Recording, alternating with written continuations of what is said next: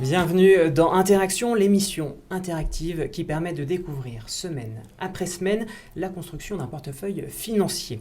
Pour en parler, je reçois Agnès Delors et Thomas Louis, gérants du fonds Interaction. Agnès, Thomas, bonjour. Bonjour. Bonjour. Alors, la semaine a été marquée par une reprise du CAC 40. Si hier, la Bourse de Paris a marqué une petite pause, l'indice avait connu 5 jours de hausse consécutive jusque-là. Alors, qu'est-ce qui a fait bouger les marchés cette semaine? C'est ce que nous allons voir ensemble. Notamment, Agnès, la semaine a été marquée par la publication des indices d'activité économique un peu partout dans le monde. Les indices PMI en Europe et en Chine et les indices ISM aux États-Unis. Que peut-on en dire ? Alors, ce qu'on constate surtout, ça a été l'indice manufacturier aux États-Unis qui a été bien meilleur que prévu, donc qui est l'indice phare quand même de l'économie, des économies. Donc du coup, avec une activité industrielle qui est en train de se réveiller. Et l'indice PMI, donc plus mitigé. Voilà, plus mitigé, légère contraction même en dessous de 50. Donc du coup, et là-dessus, on se pose les questions, les investisseurs se posent les questions si la Fed retarderait pas sa remontée des taux. Voilà. Donc du coup, ça a été les bonnes surprises et on a vu, nous, du côté de l'Europe quand même. Alors qu'on comprenne bien, le ralentissement de la remontée des taux, c'est une bonne nouvelle pour les marchés ? En fait, c'est toujours pareil. On pense que c'est une bonne nouvelle ou une mauvaise nouvelle. En fait, on en avait prévu 4 initialement. Donc le mouvement qu'on connaît actuellement de ralentissement, pas forcément avéré d'ailleurs aux États-Unis, va se traduire probablement par deux remontées des taux. Bon, si on en a 2 au lieu de 4, c'est pas la fin du monde, mais il se trouve qu'il est normal que compte tenu du choc qu'ont subi les économies depuis 2009 et du fait qu'il faille absorber autant de remboursement de dettes, que ça prenne un peu plus de temps pour l'économie. L'économie américaine est plutôt bien portante. Les indices sont quasiment au plus haut, ou ils n'en sont pas très loin en tous les cas. Les prix sont relativement élevés. Bon, moi, ça ne me choque pas que finalement, ça prenne plus de temps que prévu. C'est d'ailleurs ce qu'on a toujours soutenu sur ce plateau. Alors, quid de la BCE la réunion de l'Institut de Francfort se réunira jeudi prochain. On attend de nouvelles mesures de relance de l'économie. Thomas ? Je le souhaite pas, moi. Je pense qu'il faut arrêter. Les relances de l'économie, elles ne viendront pas de la BCE. C'est Benoît Cœuré d'ailleurs qui l'a dit lui-même, un des membres du bureau de la BCE. Il faut arrêter ça. La reprise de l'économie, elle vient des agents économiques, elle vient de la confiance. Elle est installée visiblement. Ce qu'a dit effectivement Benoît Cœuré, c'est que le fait que les taux, la mise en place des taux ultra bas pouvait aussi avoir un impact sur les marges des banques. Est-ce que c'est ça effectivement qui est inquiétant ? Alors non, pour moi ce n'est pas inquiétant. C'est-à-dire que c'est normal. Maintenant ils ont mis tous les outils à disposition. Il faut les utiliser parce qu'avoir des outils et ne pas s'en servir, c'est idiot. Donc arrêtons de créer de nouveaux outils, utilisons ceux déjà existants. Oui, voilà. Donc à la marge, il pourrait annoncer qu'il favorise d'autres reprises de titres, de prise dans le bilan de la BCE d'un certain nombre de titres, mais ça ne sert à rien. Aujourd'hui, on a des politiques ultra accommodantes, on a des banques qui se refinancent à des taux extrêmement bas, qui prêtent à des taux bas. L'étude de cette semaine sur l'immobilier nous amène à des taux historiquement bas, ce qui laisse encore espérer que l'immobilier va rebondir. Comme d'habitude, je ne vois pas, on ne va pas prêter à taux négatif, donc on n'est quand même pas très loin des plus hauts sur les prix de l'immobilier. C'est pas grave, ça remet un peu de confiance, ça remet de la confiance. Les agents vont acheter, on va fabriquer des biens, on les a déjà fabriqués, et c'est plutôt bon pour l'économie. C'est comme ça qu'il faut voir les choses. La courroie de transmission par les taux d'intérêt est là. Est-ce que les agents économiques veulent ou non s'endetter en croyant à une croissance supérieure au taux de l'endettement ? Voilà, c'est ça la vraie question. Alors, en parlant de croissance mondiale, le G20 s'était réuni à Shanghai le week-end dernier. Est-ce que vous êtes satisfait des conclusions ? Est-ce que vous en attendez quelque chose ? Une fois de plus, j'ai envie de dire so what, quoi. Enfin, ils se réunissent très bien, ils ne vont pas décréter la croissance. La croissance, c'est dans ce que vous mettez en place pour l'économie, c'est dans la façon dont certains ont révisé leur code du travail et d'autres pas. On l'a vu en Espagne, en Italie, avec des conséquences immédiates sur la reprise. Chez nous, on met toujours un temps fou à se décider. On a l'impression qu'on préfère le chômage au travail. Il va falloir à un moment donné que les retardataires de l'économie européenne se prennent un petit peu en main pour participer au mouvement global qui est là. Les Allemands sont les bons élèves une fois de plus et le resteront quoi qu'il en soit. C'est une vraie culture de l'entreprise, notamment de l'entreprise intermédiaire. Nous, on en est toujours à réfléchir à privilégier les fintech et les très grands groupes. La réforme justement du travail, la fameuse loi El Khomri, pour vous, ce serait effectivement une bonne nouvelle pour les marchés, son application? En fait, ce n'est pas tant un problème de bonne nouvelle, c'est un problème de conception de l'économie. Est-ce qu'on veut ou pas que les entreprises portent le coût du chômage en France? La question, elle est là. Le vrai problème aujourd'hui, c'est un problème de charges sociales qui sont plus élevées chez nous que dans le reste de la communauté européenne et a fortiori dans ce qui se passe dans tous les autres pays. Est-ce qu'on veut, oui ou non, être dans la compétition? Moi, je ne suis pas là pour juger, mais il faut arrêter de dire c'est bien, c'est pas bien. Soit on veut se mettre au boulot et il faut pour ça que les entrepreneurs soient non pas libres de licencier. Un entrepreneur ne licencie pas pour le plaisir. Ce n'est pas vrai. En revanche, il embauche pour se développer. C'est son seul objectif. Une fois qu'on aura compris ça, on l'aura notamment appris à nos enfants, plutôt qu'à se syndiquer à 14 ans, on aura, je pense, les éléments pour une reprise saine de notre économie. Plus qu'une loi qui, une fois de plus, porte le nom d'un ministre qui tombe dans les pommes la pauvre avec une pression monstrueuse. Enfin, c'est n'importe quoi. Voilà. Alors, un autre sujet, c'est effectivement la Chine, et notamment la Banque centrale chinoise qui a abaissé le ratio de réserve obligatoire des banques pour soutenir l'activité justement via les prêts bancaires. Il y a également un débat sur la dévaluation. Est-ce que la dépréciation de la devise chinoise, le yuan, va continuer? Qu'est-ce que vous en pensez, Agnès, peut-être un mot là-dessus? D'un point de vue sur les marchés, ça a été la surprise au mois d'août cet été, puisqu'ils avaient fait une dévaluation de plus de 7%. Donc le marché s'y attendait pas du tout, d'où l'effondrement des marchés. Là, ils ont annoncé... Également au début de cette année. Oui, exactement.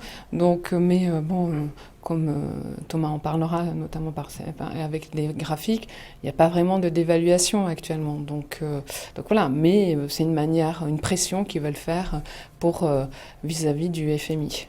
Alors justement, on peut peut-être aller sur un des graphiques que nous a préparé Paul, dont il a le secret. Alors ce que vous dites en effet, c'est que la dévaluation, en fait, elle n'est pas vraiment réelle, la dévaluation du yuan. C'est plutôt les autres monnaies qui s'affaiblissent, c'est ça? Exactement, enfin certaines d'entre elles, notamment l'euro et le yen notamment. Alors si on peut montrer effectivement à l'écran pour voir... Le graphique qui s'intitule 2 août 2011, crise monétaire et systémique, qui vous a dit que le yen dévaluait? C'est le graphique que nous a préparé Paul et que je suis chargé de commenter, dans lequel on voit finalement que depuis quelque temps, vous avez le yuan qui est matérialisé par cette droite orange, et vous voyez le dollar par exemple qui s'apprécie relativement au yuan. Dès lors que la devise est au-dessus, elle s'apprécie contre le yuan. Dès lors qu'elle est en dessous, donc le yuan ne bougerait pas, mais ce sont les autres monnaies qui, elles, fluctuent. Voilà, on compare le yuan aux autres monnaies, et qu'est-ce qu'on constate? On constate sur la deuxième ligne, le mouvement sur la livre, normal compte tenu de ce que nous annoncent nos amis anglais. Un Brexit éventuel, c'est pas bon pour la devise. Et puis en dessous, on a un couple franc-suisse-euro qui, lui, finalement, sur longue période, se tient bien, au petit choc, entre guillemets, de la dévaluation près. Mais malgré tout, on voit que la tendance est plutôt étale. Donc on continue de s'affoler de mouvement. Le vrai mouvement, c'est le rouble, qui évidemment a subi de plein fouet les conséquences de la crise de l'énergie, et enfin le yen qui lui commence à remonter, qui s'est quand même pas mal déprécié par rapport au yuan. Alors finalement, je suis pas sûr, moi, qu'on ait une dévaluation violente. Elle est peut-être un petit peu rampante, mais elle n'est pas ultra violente, et aussi violente qu'on voudrait qu'elle soit.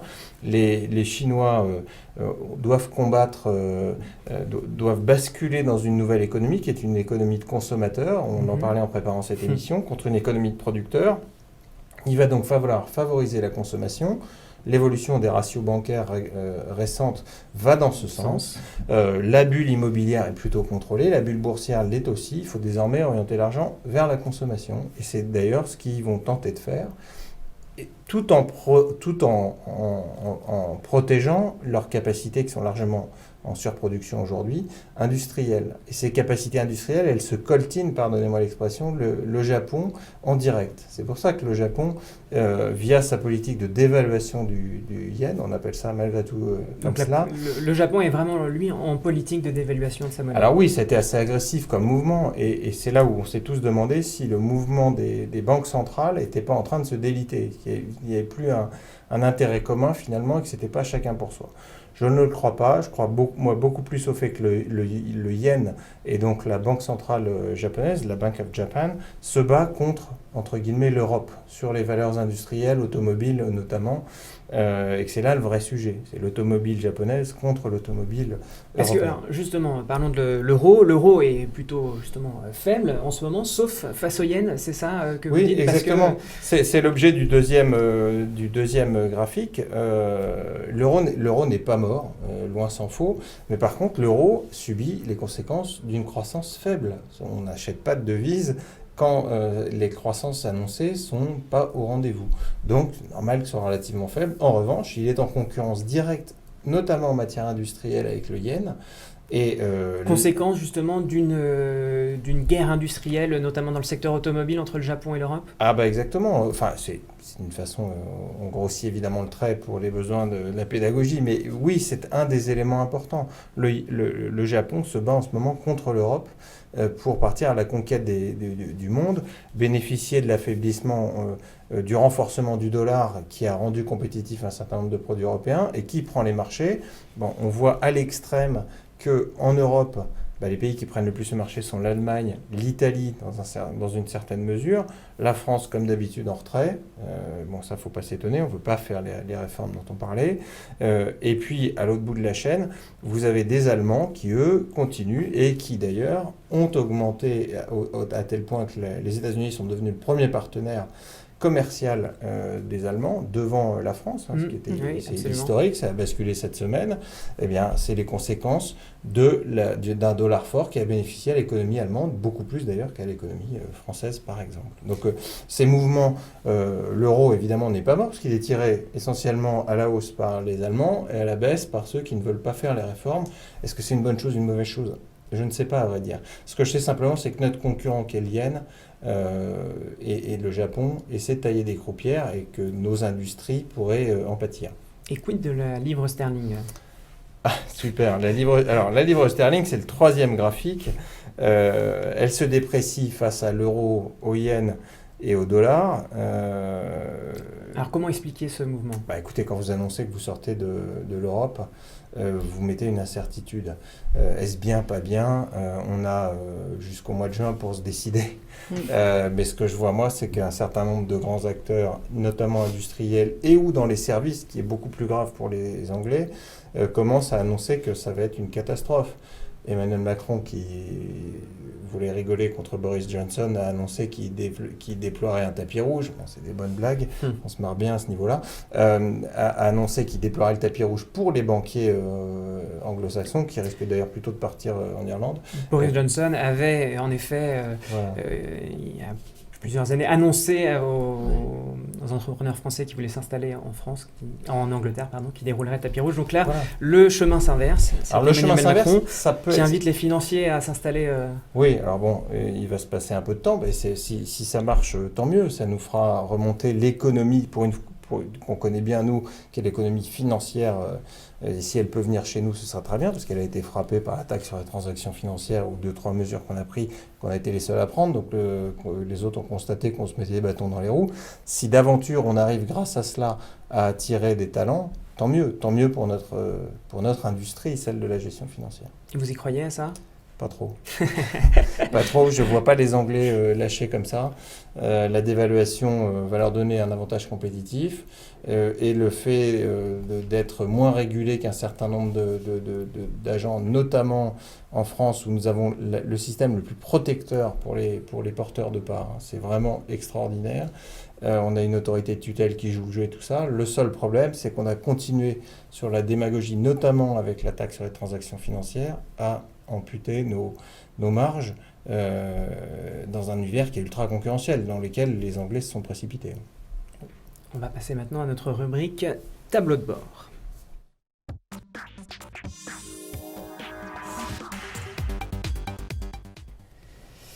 Et on commence par le tableau global des feux. Alors je ne sais pas qui commente ce tableau, Thomas. Et oui, c'est encore moi, désolé pour Agnès, mais elle parlera des titres tout à l'heure. On a deux indicateurs qui reviennent ou passent à l'orange. Le stress de refinancement, c'est normal, compte tenu des incertitudes qu'on a sur les banques centrales, et puis compte tenu des taux qui sont pratiqués, on a un stress de refinancement en entrant en terre inconnue un petit peu, avec des taux négatifs pour certains. Ensuite, la dynamique des corrélations qui s'arrange, ça se calme sur les marchés, on l'a vu, on est dans un rebond depuis le plus bas d'environ 11 à 13%, suivant la police, suivant les manifestants. Donc ce qui est assez intéressant, c'est de voir que ça se calme. Et donc le stock picking va reprendre le dessus, alors qu'on va le voir d'ailleurs dans les performances du fonds. Là pour l'instant, les mouvements qu'on avait étaient soit des mouvements indiciels, soit sectoriels, sans de réel fondement de notre point de vue. Voilà. Alors l'indicateur de la semaine, c'est la baisse de l'aversion au risque. Alors c'est pas forcément une bonne nouvelle, puisque ça signifie qu'au premier signe négatif, il y aurait de plus forts retournements. Finalement, c'est le paradoxe. Voilà. Moins d'aversion au risque veut dire peut-être, dans le futur, plus de volatilité. Voilà, plus de volatilité, parce que la volatilité est entretenue par ces taux d'intérêt extrêmement bas, qui mécaniquement entraînent des valorisations extrêmement élevées des actifs.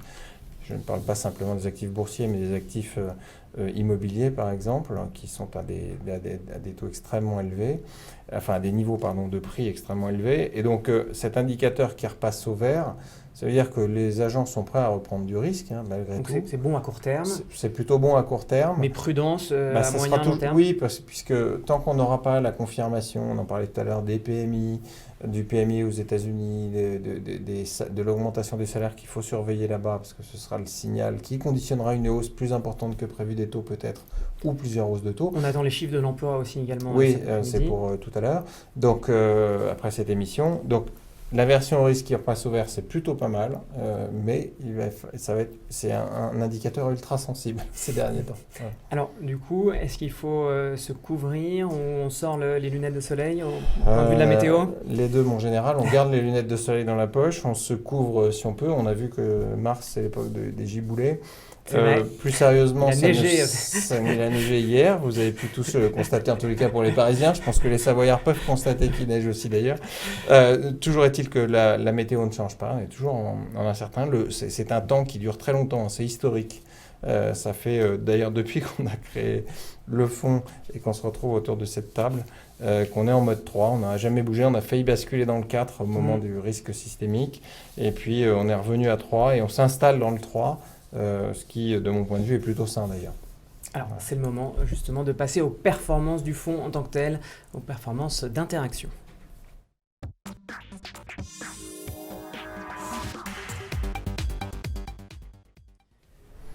Alors, on va, Agnès, regarder avec vous dans un premier temps, effectivement, la performance globale d'interaction par rapport au CAC 40, et ce, depuis le début de la semaine. Depuis le début de la semaine, donc on sous-performe, notre indice de référence. Le marché hier soir a fait 2,35 de hausse.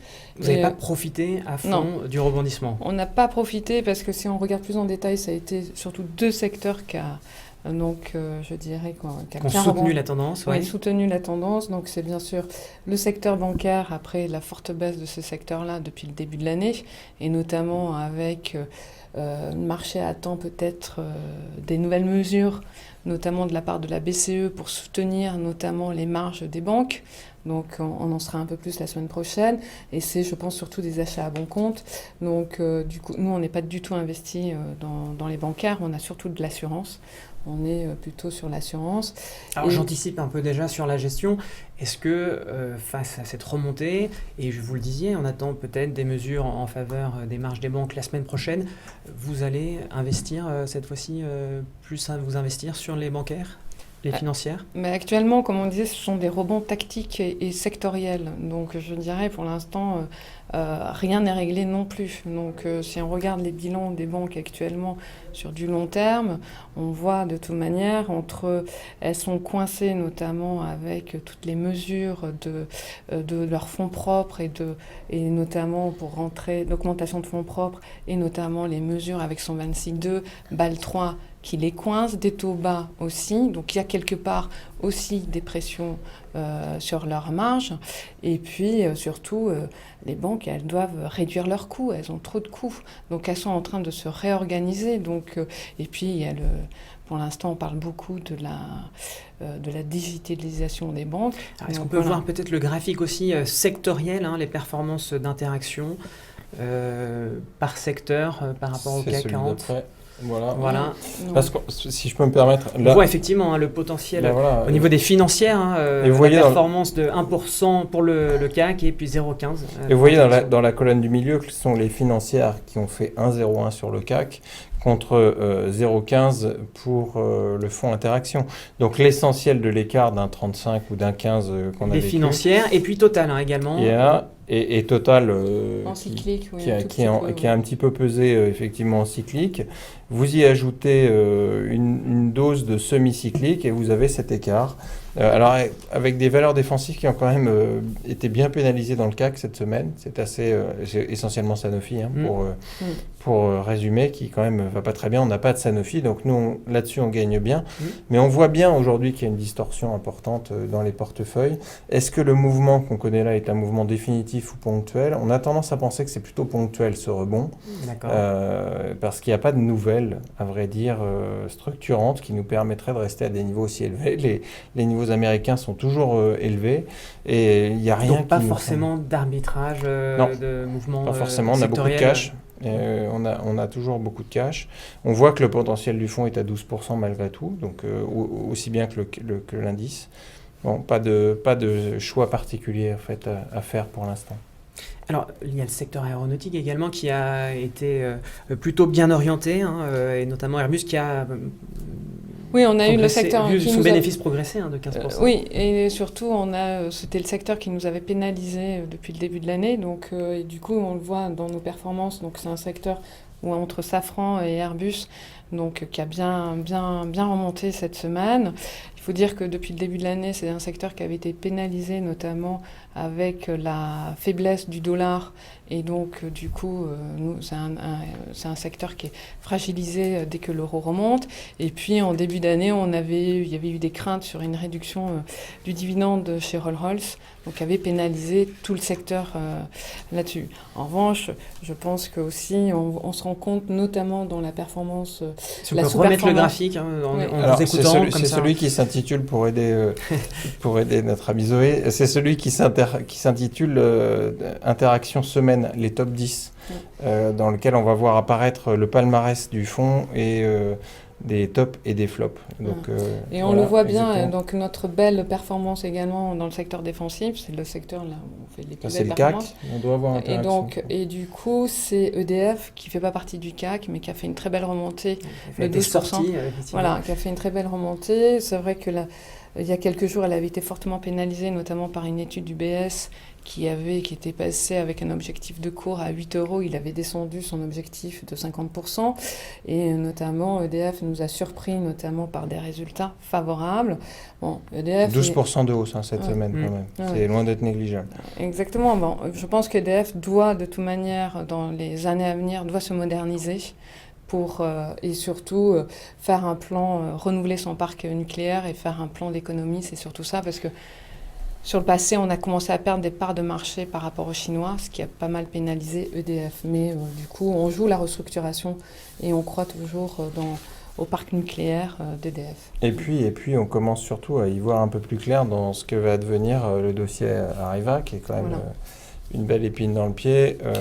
On a eu la cession à EDF de l'activité réacteur d'Areva, premier point.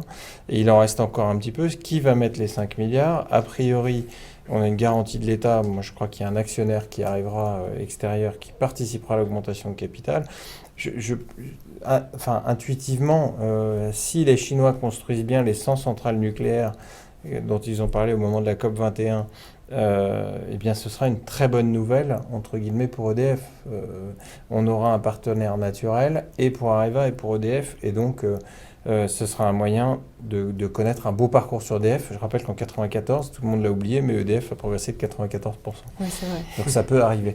Ça peut arriver, voilà. Et dans les flops de la semaine, on avait Eiffage et Lagardère, rien de bien méchant. Avec des baisses de 2 à 2,73%. Je pense que c'est pas un sujet, on va dire. Voilà. On voit, c'est surtout les valeurs, on va dire, les valeurs qui sont des valeurs qui sont comme Veolia, Thales, qui sont des valeurs dites défensives, mais qu'on fait de très belles progressions l'année dernière. Donc dans des marchés de rebond technique et d'achat de bons comptes, c'est pas celles-ci qu'on vient chercher, puisqu'elles sont sur des plus hauts. Et puis, il y a eu les valeurs quand même liées aussi au pétrole, aux matières premières, et en particulier au pétrole. Voilà, comment ça a évolué, effectivement, si on regarde un peu plus dans le détail. Total a bien remonté, donc on en a, mais moins que la pondération de l'indice CAC 40. Donc, si vous voulez, ça nous contribue négativement. Donc, en relatif, oui, en c'est relatif, pas terrible. Voilà. En absolu, c'est pas mal, voilà. Puisqu'en absolu, ça fournit 0,20 de contribution, mais on perd 0,14 puisqu'on en a moins que l'indice CAC 40. Donc ça nous pénalise. Il y a eu une reprise aussi de toutes les parapétrolières qui se sont plutôt bien tenues. Et ne nous trompons pas, par rapport au point bas, le Brent a progressé de 13%, soit d'ailleurs à peu près autant que l'indice CAC. On avait dit aussi ici que le catalyseur, en tous les cas, le soutien à minima serait le pétrole. On le retrouve, c'est bien lui qui soutient tout le marché. Aujourd'hui, le marché corrige des aberrations. Les entreprises financières, notamment, avaient baissé de 28 à 30%, là où le marché avait perdu 12%. Donc elles ont rattrapé. On a un petit retour à la moyenne. Mais au moment où on parle, il n'y a pas non plus une tendance extraordinaire qui se dessine. Les niveaux actuels du pétrole sont des niveaux importants. Si on arrive à les tenir, le marché peut tenir. On peut avoir une correction, de mon point de vue, encore ponctuelle sur le pétrole de 10%, qui nous ramènerait sur une correction technique du CAC. Et là, il serait temps de racheter de façon importante. C'est pour ça d'ailleurs qu'on a autant de cash dans le fond. Alors justement, vous parlez de racheter. On va rentrer maintenant dans le concret des arbitrages sur les valeurs.